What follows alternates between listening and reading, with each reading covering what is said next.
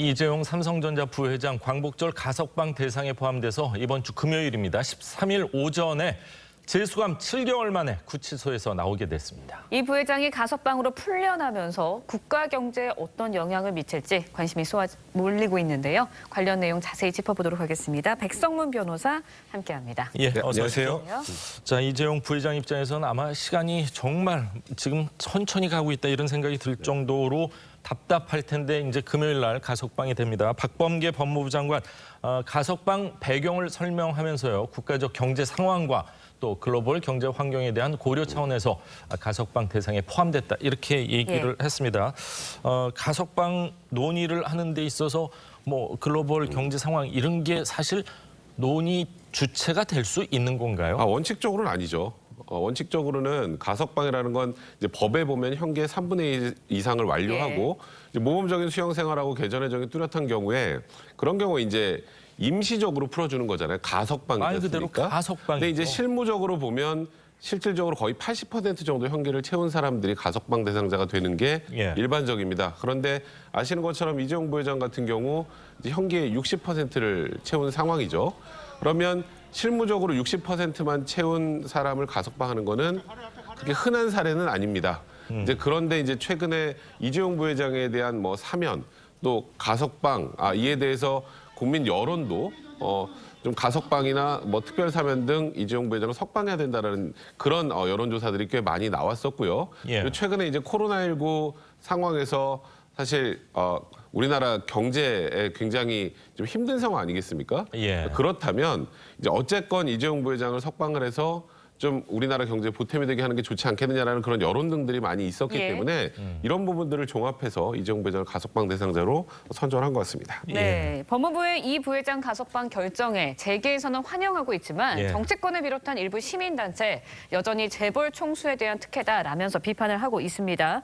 박범계 장관 이러한 특혜 시비를 의식한 듯 가석방의 배경 등에 대해서 자세히 설명을 했는데요. 관련 목소리 듣고 이야기 이어가겠습니다. 촛불로 탄생한 정부가 이런 국정농단의 공범을 풀어준다는 것은 그것은 자기 부정이라고 생각합니다. 대한민국이 삼성공화국임을 증명하는 것이나 다름없습니다. 기획된 촛불 배신이다. 이재용 삼성전자 부회장에 대한 가석방은 사회의 감정, 수용생활 태도 등 다양한 요인들을 종합적으로 고려하여 결정된 것으로 알고 있습니다.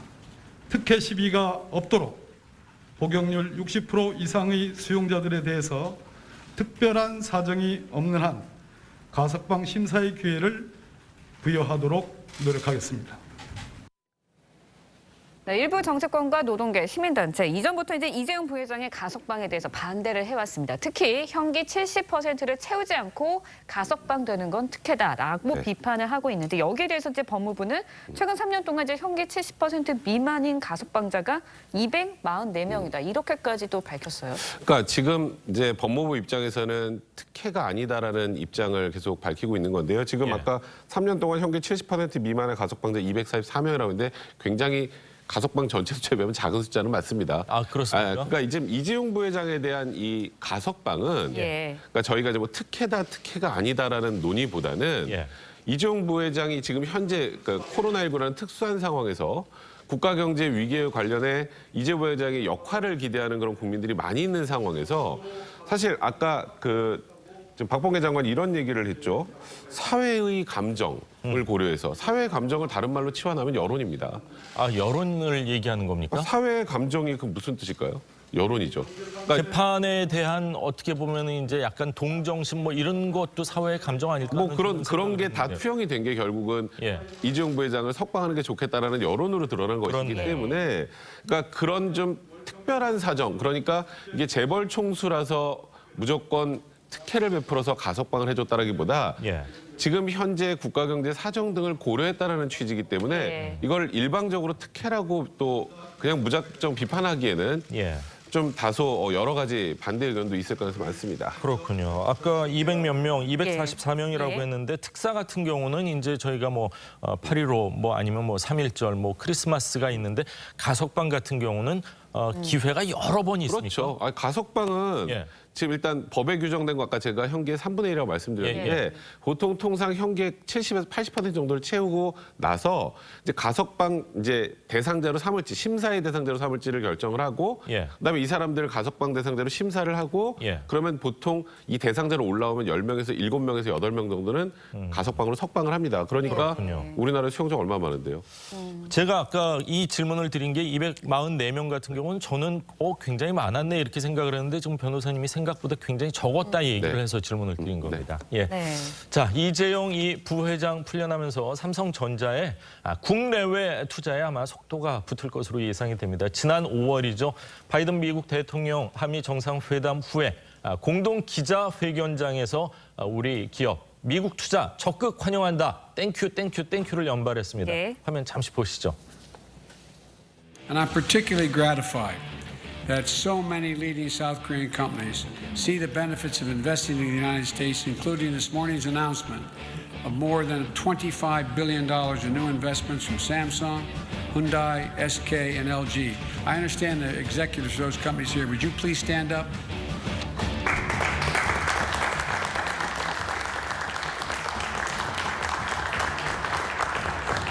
Thank you, thank you, thank you. And I think we'll do great work together.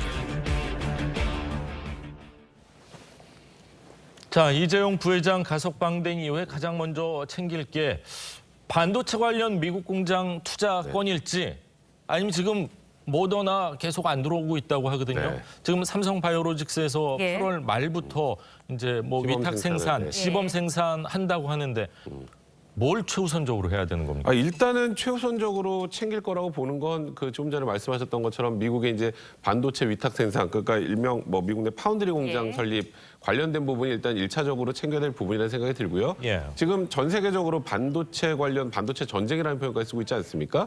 일단 부지 부분을 어디로 할 것인지, 뭐 텍사스로 할 것인지, 뉴욕주로 할 것인지, 그것도 아직 안 정해졌죠. 애리조나주로 할 것인지 이런 부분들이 아직 결정이 안 되는데 이런 부분들에 대한 결정은 그래도 그러니까 오너의 그 최종적인 승인이나 판단 등이 좀 필요할 가능성이 많기 때문에 예. 이제 그래서 아마 이 부분이 일단 중점적이 될 거고요. 지금 조금 전에 앵커분께서 질문하셨던 건 예. 최근에 이제 뭐 모더나 백신 이번에 8월달 공급도 당초 공급량의 뭐 절반 맞습니다. 정도밖에 절반 들어오지 못할 이하로. 것이다. 예. 그러다 보니까 여당 일각에서도 좀 이재용 부회장이 지금 삼성 바이오로직스에서 모더나를 위탁 생산하니까 예. 이 백신 공급이나 뭐 이런 백신의 확보에도 좀 노력을 했으면 좋겠다는 취지로 얘기를 하는 것 같은데 이심전심으로 얘기를 하면 몰라도 예. 대변인이 공식적으로 이제 백신 네. 확보에 적극적인 역할 기대한다 그러면은 좀 부담되죠. 예, 굉장히 부담될 것 같아요. 그거는 뭐 지금 이재용 부회장이 그러니까 물론 모더나 측과 협상을 통해서 그러니까 위탁 생산한 부분을 좀 우선적으로 우리나라에 공급하는 방안 등을 예. 추진할 가능성은 있지만 무조건 뭐